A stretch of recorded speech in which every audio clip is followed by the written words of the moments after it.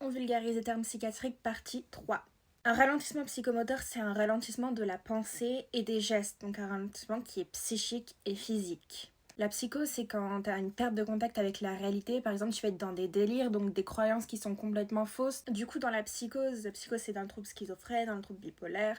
Enfin, dans la psychose, tu vas retrouver des hallucinations et des délires. Du coup, des délires, c'est des croyances fausses qu'on peut pas te retirer. En fait, t'es persuadé que c'est vrai alors que c'est complètement irréel.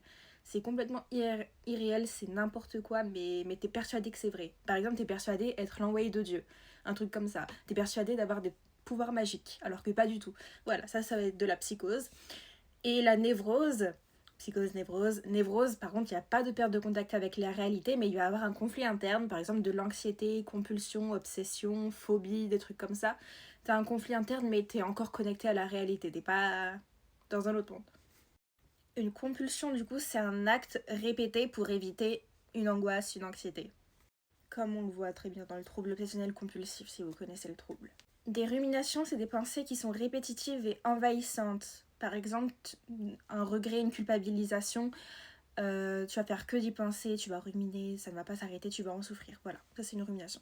Somatique, ça veut dire quelque chose de physique qui est causé par quelque chose de psychique. Une phobie, c'est une peur irrationnelle d'un objet ou d'une situation, une peur intense. L'hypocondrie, c'est une peur intense d'avoir une maladie grave.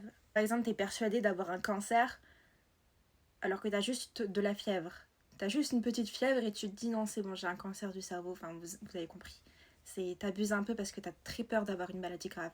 Une dysphorie c'est une mauvaise humeur, une exaltation de l'humeur c'est une humeur excessive, une joie excessive. T'es beaucoup trop joyeux, euphorique.